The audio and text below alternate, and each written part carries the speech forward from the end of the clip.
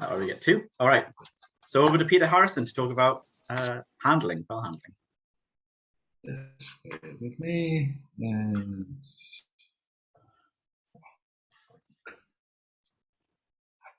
right, yes, as Richard has said, this is slightly difficult to do, not in person, but we'll give it a shot. So I want to say from the outset that I won't cover all the answers to all the questions here because there are so many that are out there. And I really would like some of the more experienced ringers to feel free to chime in at any point if they've got various bits of feedback to give to people, because everyone's got a different perspective about handling, which is one of the great things. You can always learn something new from someone else. So I'm going to start by breaking it down into the individual bits. So start with a hand stroke. Some of the key things to do is to keep, for example, to keep the tail end on your side of the sally. So it's a bit hard to give an example here of that, but if I just use a USB cable I've got here. So imagine if my forearm, this forearm is the rope, the sally, sorry, and I'm coming in. You want to have the tail end on this side, not on this side where your fingers wrap around on the sally. You want to keep it facing you. Then it just helps with the handling side of things. When you're grabbing hold of the tail end, the sally, beg your pardon, again, your fingers should be facing you. So you're wrapping around. You don't want to be having your fingers on the outside of the sally, because if you do that when you're pulling down, you end up to be pulling out, and that's throwing the rope out from where you are. You want the rope to be going perfectly up and down. You don't want to be going left and right or forwards or backwards, because if you're doing that, then you're wasting energy. Okay, so if you have your fingers facing you, sorry, I'm doing it as I see it, but if they're facing you, then you'll just pull straight down rather than arching the bed out. It also helps if you can just, potentially focus on a spot on the floor and just aim the rope down there. And this works on both strokes, actually, hand stroke and back stroke. But more hand stroke because you're pulling down and there's a bit of a hand splay at the end a little bit, which I'll come on to. If you just aim for a spot on the floor that is immediately underneath the rope, then the bell would just go big up and down. If you're aiming for a spot that's 6 inches in front of you, then the rope's going to arch out, and you won't have the control of what you want. You want the bell just to be going straight up and down in front of you the whole time. As I've said there, the spot that you're aiming for is where the rope would where it just falls on the floor. So if you just untuck the rope, let it hit the floor, assuming that your ropes are long enough to hit the floor, because I know there are some tails where that's not the case, then it's just basically where the rope falls naturally. It's just straight down underneath. Gravity will just pull it straight down. If you don't have the ropes hitting the floor, not that it's an issue or anything, but I'm just thinking of Armadale because I know they're a light ringer bells, that the ropes don't hit the floor. Just untuck the rope and you can just see, you can just work out where the rope is just going straight down underneath there. That's where you should be aiming. So I've actually got a little bit of an example here of focusing on the hand stroke. And this is from an art video. It goes for 3 minutes. So I'm going to show the first 90 seconds.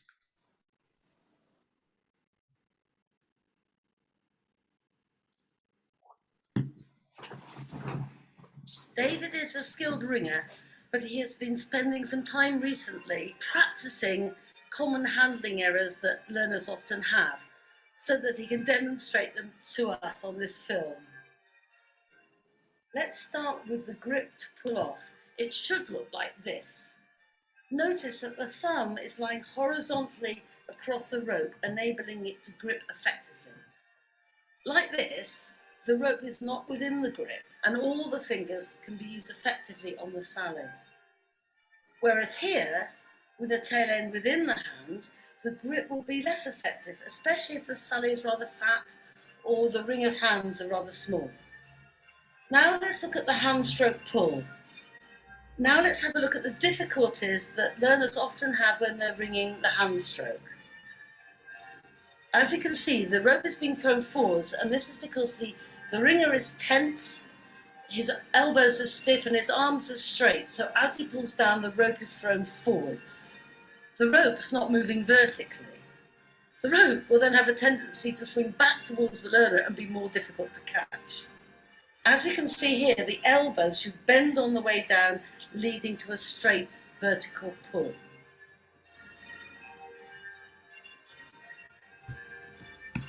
So yeah, that's the bit I wanted to show you for that bit.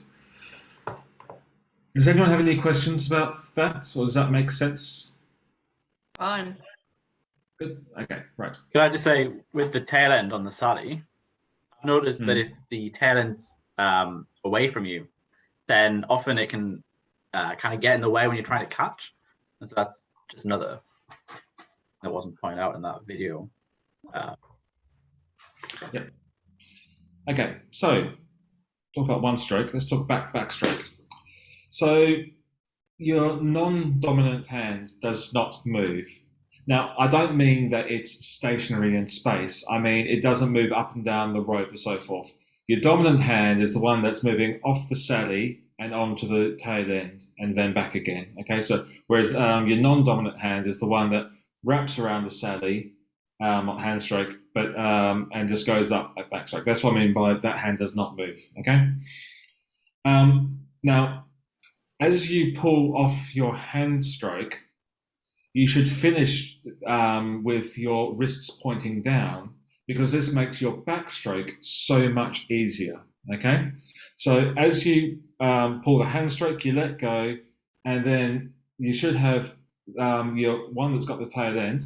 Again, where's my USB cable? You should have the tail end, the rope from the tail end pointing down. Also, it's actually got the whole rope here, sorry. Yeah. So you should have it pointing down. The reason is, oh, sorry, I need to stand up for this bit. The reason is because when you want to catch the tail end, you want to get underneath it with your dominant hand that's just come off the Sally. If your wrist is pointing down, gravity is going to be pulling the rope down towards the floor, and you know exactly where to grab your the tail end just before it goes up again. Okay. If you've got the your hands up like this and you're trying to grab the tail end, you can see here it's just fallen anywhere. It's hard to know what to catch. If you've got the tail end pointing down, your dominant hand, all it needs to do is to come underneath your other hand, and then they can just go up together as you go up at backstroke. Okay? The reason that you do this is because as you're going up at backstroke, you can then start to apply a little bit of tension as the bell's going up. So you can work out how fast are you pulling. Is the bell going too far over? Do you need to apply the brakes before it actually gets up to balance point? Or did you not pull hard enough at hand stroke and you need to just have a little tension as possible until you can feel, oh, okay, that's as far as the bell's going to go. I'm going to have to pull earlier this backstroke to get the bell under control. It is really important to feel what's going on with both hands. It doesn't have to be a hard pull. It's just a bit of tension so you can feel what's going on upstairs. Did you pull hard enough? And then if you need to counteract what you've just done before the bell gets up the balance point, if it's going to. So I'm actually going to go back to that video again. Oops, wrong window. There we go. I won't do it with sound, but if we skip forward to the lady that was doing it. So focus on, as she pulls off a hand stroke, her left wrist is pointing towards the floor. The right wrist comes off and goes immediately underneath it before the rope starts to go up. So just watch it very carefully.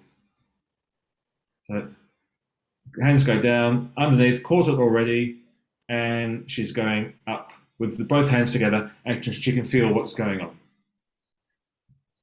The one thing which I will say she didn't get quite right there was her hands were slightly apart. a little too far apart. You don't want them jammed on, but you do want to have them together. There's a bit of a gap there, but you do want to be using both sides of your back equally. So yeah, you do want to have hands pretty close together. But yeah, I thought that was a really good example of how to do that, and that's how you can feel what's going on with your backstroke. Then when you pull your backstroke, it's the easy side really. You pull down together, straight down, like we just talked about. Hand stroke, you're aiming for that one spot on the floor, and then you go and catch the Sally in the same spot. Aha. Come to that in a second. So those are the main things to focus on between the two strokes. They sort of do, the hand stroke has sort of bled into the backstroke with the getting the hand off the Sally and onto the tail end, but it's a really important thing that I think that people really need to focus on. The one thing I really haven't mentioned here between the both hand stroke and backstroke is when you catch both the hand stroke and when you catch the tail end for the backstroke, you keep your hands close together. So I believe some people call it the jazz hands when they go to catch the Sally. After you've pulled your backstroke, they just go out and then in and hope for the best. You don't need to go out and just feel where it's going to be. If you're pulling straight up and down on that vertical, not left, right, not forwards, backwards, if you're pulling straight down, then you know that the rope's going to be here, so you can just go up and catch the rope here. You don't have to wildly second guess with large eyes trying to see where the rope's going. Same with putting the catching the tail end after the hand stroke. You just let go with this hand just a little bit so it doesn't get in the way, and then immediately you come down with the other hand and then catch it and then go up again. Does that make sense to people? Yeah, I assume so, yes. If anyone's not sure about something I'm saying, or actually even more has a counter argument, I'm very happy to have a discussion on that. Okay, moving on. Consistency. This is the key bit, okay?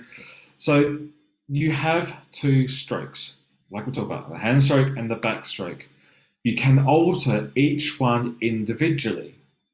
So you can, for example, James was talking earlier about odd struckness and things like that. You can actually ring a hand stroke earlier than you normally would, and your backstroke a little bit slower than you normally would, to counteract something that's going on with the bell to deal with the striking. Like I said, I won't go into too much on that side of thing that James already covered, but you can alter things individually. You can also alter things as a one-off. So, for example, if you're ringing, let's just go for rounds, simple rounds. And you're just trying to get your perfect striking. You listen to every single one, and then you notice that your hand stroke is getting a fraction later, a fraction later, a fraction later each time, and all of a sudden it's, oh, that's actually quite a big gap now. The next hand stroke, you can just catch it's, half an inch higher, whatever it is, to get the hand stroke back into the normal spot. Now, if you then go back to ringing it in the spot you were catching before, you're going to gradually get slower and slower and slower again. You don't want to have a bit to so, bit to so quick, bit to so, bit to so, bit to so, bit to so quick. You want to have a consistent pulling the whole time. So if you find out that your hand stroke is gradually getting slower, then you think, oh, okay, well, what can I do about that? I know, I can actually catch the Sally that quarter an inch higher or whatever it is, and then consistently be in that right spot. It does take a lot of listening and working out, okay, well, first of all, is it me? What can I do to change it? Is it something I need to, am I slow on both strokes? Well, move up the tail end, catch the Sally higher, or if you're too quick, do the reverse. But yes, as I said there in the third point, when you're ringing rounds, like I said, your backstrokes don't tend to change because you're holding on to the tail end at the same point.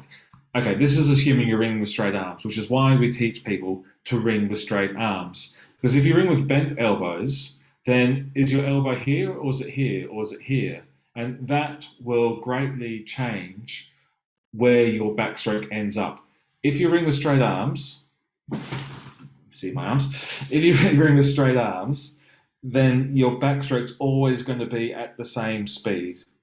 Okay, because you're going to stop the bell from going up, and then you can go and pull straight down again. Okay,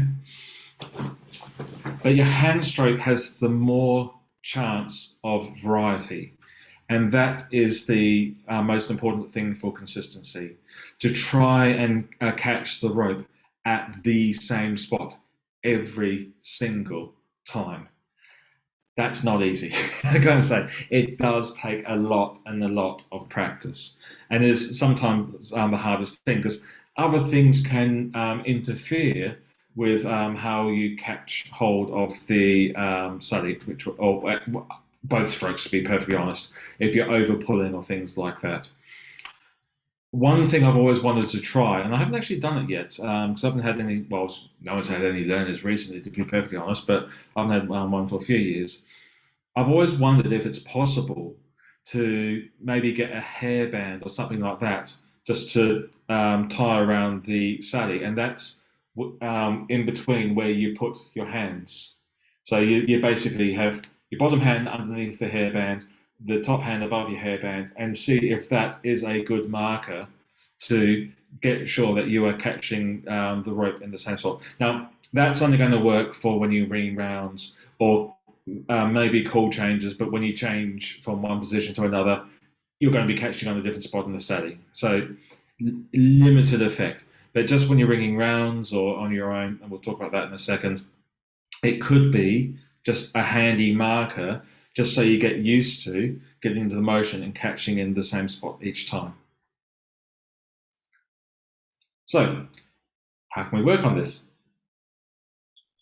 So, James talked about ringing on tie bells before. Yeah, it's a handy thing to do.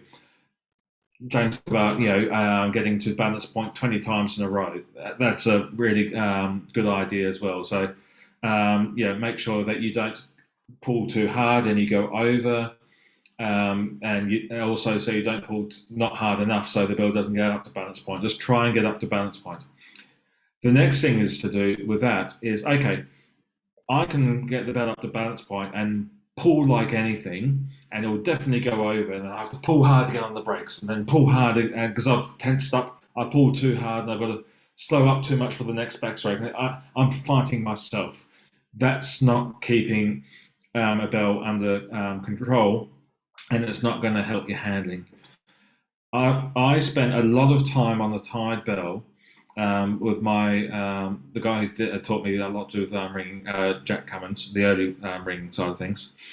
And okay, it helped that he was focused on other ringers, and I was able to just be on my own. I wasn't at risk with anyone, but I just to learn to pull less hard each time, just a bit of a gentler pull, until I was, I can do it now, but you can ring a bell with 2 fingers if you really need to, from balance point to balance point. That's how little energy you need to do. The only amount of energy you need is to fight the friction of the bell as it goes around to do the full 360. Fortunately, all the bells here in Australia have got ball bearings. We haven't got any plain bearings bells. That requires a bit more grunt. So the bells here are generally pretty good. So you don't have to fight too much. So yeah, just work out how little you have to pull, but keeping it under control. So that's a good thing to focus on. Ringing on a simulator is also another thing, because all the other ringers will be perfect. Great. Just got to make sure you can listen out for yourself. That brings in another skill as well, because if you can hear what's going on, you know that on a simulator it's going to be you, because you're the only one that's variable. The computer is going to ring it perfectly around you. So It's a really good way to learn how to listen out for your bell, because you know which one's going to be, because it's the one that's variable. So you can try to work out, okay, so that's the pitch of my bell. Look, I know some people can't hear different pitches and things like that, but you can hopefully hear that, hey, I'm the fourth one in this change, or I'm the second one in this change, and see how that goes with all the other 6, 8, however many bells that you want to go around it. I will say though, ringing on your simulator, don't over rely on this as a perfect way to get consistent handling. It will help you again work out how hard or how not hard you have to pull for if you're trying to plane hunt or something like that on a simulator. But the bell clapper, depending on how the bell's silenced, the bell will feel slightly different to how it feels in the real world, because the clapper is usually in the middle of the bell, whereas when we're ringing, it's on one side or the other. So the balance point is actually a little, not deeper, but it's moved slightly. Also, when you ring in the real world, it's very rare that we're ringing with Devon call change ringers, as James mentioned in his previous talk. There's going to be natural variability in how everyone strikes as well. So if you're relying on, I must be the one that's making a mistake, and then you find that Joe Bloggs on the 5th is having a bad morning or something, then that's not going to help either. So you need to be able to translate it from a simulator to a real world. And the other thing is, you can really focus on your handling and also your striking as well, but you can focus on your handling when you're ringing something simple. Now, what is simple? Whatever it is for you. I mean, when I was learning in Adelaide, and I was up to ringing, Bob doubles, Bob minor, things like that. But occasionally I was doing some rounds and call changes and things like that. And I could actually just, I didn't require much brain power, because, ring 3 minutes of rounds while someone's just trying to get their bell in the right spot. But during that time, I could actually focus on, am I putting too hard on this bell? I'm not used to ringing this bell. I'm at a different tower or something like that. Just focusing on improving my handling, so that when I was doing something much more harder, something I was learning, I'd had more experience of getting used to how that bell behaved, or just to get my striking better, to get my handling better. So when I was needing to focus on something else, I could spare the mental capacity more on that new thing, rather than making sure I was going to catch a study in the right spot. Does that sort of make sense? Yeah. Cool. So what else can be done? First of all, relax. The exercise, and I did put a capital there, it's meant to be fun. It's more enjoyable if you remember to relax. Some people do tense up for a variety of ringers. I know some people think ringing at some of the city cathedral towers are scary places. The people there are lovely. So yeah, that can be something that just makes people tense up. The company. Funny enough, I know I'm thinking of someone in the UK here, but when they were ringing a place I used to, this person turning up could make people tense up, and their ringing could be a lot worse, because they were thinking, oh, he might shout at me. And other people, their ringing was much better because they were focused, because I didn't want him to shout at them. So it can work in two ways. But no one wants to be shouted at, let's be honest.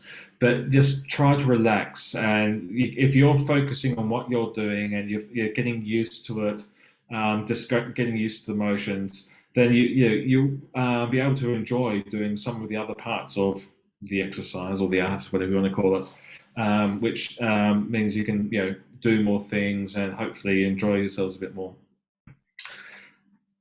The other thing is ring different bells, and if possible, ring at different towers. I say if possible. I know it's difficult for some country towers, can be hours away from another one, but yeah, try ringing different bells at your local tower. Just don't think that you're only a treble ringer or something like that.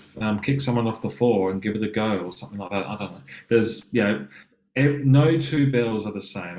I've put it in there. I don't want to read too much of what I've written up there, but I've heard that saying so many times. Because, okay, as an example, St Mary's Cathedral in Sydney, it's a tower and it's a long way up. But there's very little tower movement and there's very little frame movement, and the bells go pretty well. Now, if you compare that with St Andrew's Cathedral, the bells are lower down in the tower, but there's a lot of frame movement at the moment. I know Tom's working on that.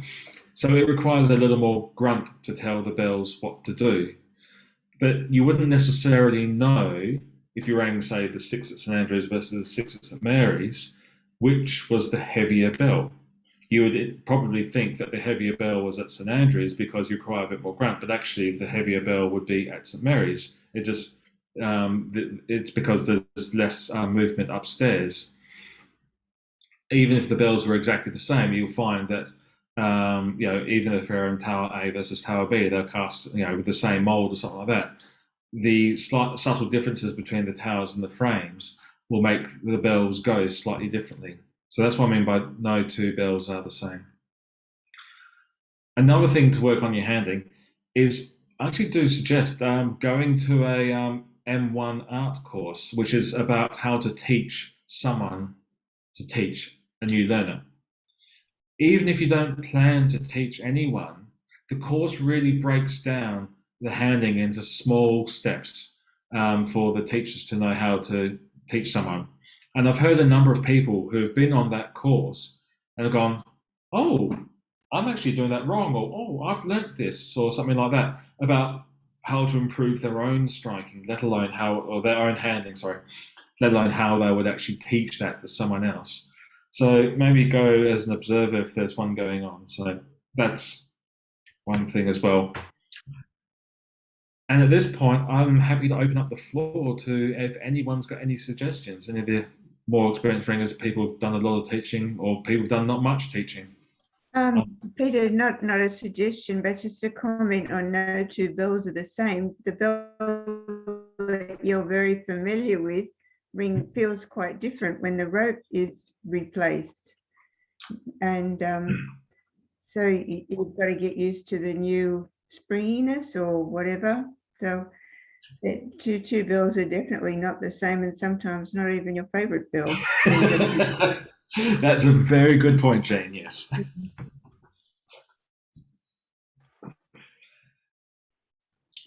Does anyone have any other? I mean, I would like, when along the same sort of lines, when you said ring a bell that you don't usually ring, I would even go so far to say, if you have a favorite bell, you probably have a least favorite bell. So try and make it your goal to be like, I will ring that bell one day.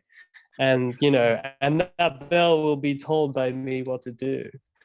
Because when you get to that stage, you sort of feel like you... Sorry, I was going to say, I completely agree. I've got, I say first-hand experience, it's not me, it's my niece. She hates the 4 at St Peter's Cathedral in Adelaide because it's become a bit of a bugger of a bell there. So she tries to ring it as much as possible because she will beat that bell. Damn it. Yeah. For sure, because I mean, in my own experience, it was the 10th at St Andrews, which is just it's probably the worst bell in Sydney. Yeah.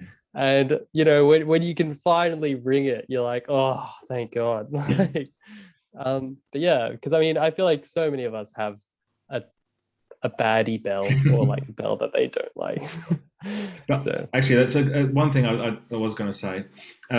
We are very fortunate here in New South Wales and ACT, this branch covers both. And I don't know who's watching this from interstate when we'll see this on, or maybe overseas as well. We'll see this on YouTube. But we're very lucky in New South Wales and ACT. We don't really have a terrible ring of bells anywhere. There are some bells which are difficult, yeah, I'm not going to argue with that. But there's not anything as, one saying I've heard is they go like the side of a house. So we're quite fortunate that we are able to actually focus on our handling that more, because the bell's going to do what we expect it to do. It's not suddenly going to lurch over or drop with no warning. So that's something we're very lucky to have.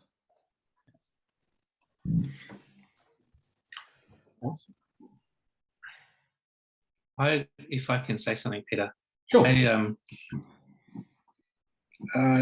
When I've been teaching, I've had a few people say, and I've heard a lot of people say that you got to tell the bell what to do, show the bell who's in charge. And while that's true, generally it results in people trying to pull harder, because that's people's instinctive reaction of how to exert control by exerting force. But I just wanted to make the point that that's not always true. Sometimes to get the bell to do what you want it to do, you need to pull less hard, for example.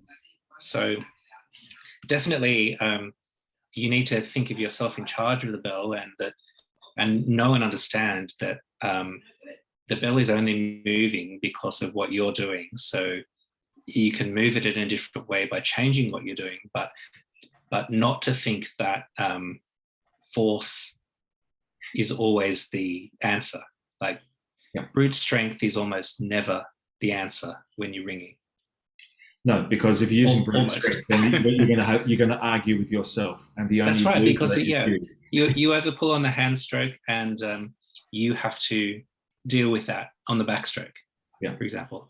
And when we teach ringers for the first time, they usually only do one stroke, so they don't always get that immediate feedback, because they do one stroke and they might pull really hard, but it's the teacher who has to deal with the backstroke, or vice versa. So they don't straight away get a feeling of the fact that if you pull too hard at hand stroke, then you're the one that has to deal with it at backstroke.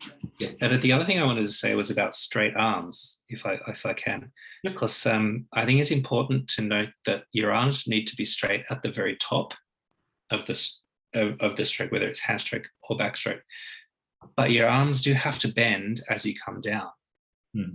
Because if you ring with straight arms, then you'll what's the geometric word? Arch out. You'll transcribe or segment, or I don't know, Richard, what is it?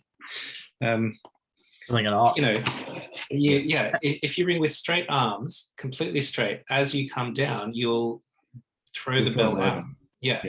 So your arms should be straight at the top, whether it's hand stroke or backstroke, but to pull the rope down straight, you do have to bend your elbows in order to make a straight line.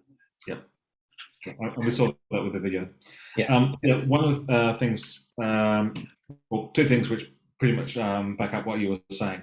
I was talking about was the tension, because if you can feel what a bell is doing, and that's part of what you were saying, Marilyn, like, keeping the bell under control. If you can feel that it's flying over at backstroke or handstroke, whatever, as the rope's going up, if you just apply that little bit of tension, you've got that bell under control, because you know that it's going too fast, so you know that you're going to have to counteract it, whether it's with force or pull too early, that backstroke is right off that backstroke, and it's, okay, we'll get it right next time. That's part of getting a bell under control. It's not, as you said, brute force. So that's one thing which I highly recommend, is just feel what's going on upstairs, and then having their quick reactions to think, oh, okay, I need to do blah to counteract this, or oh no, I've got this one right, good.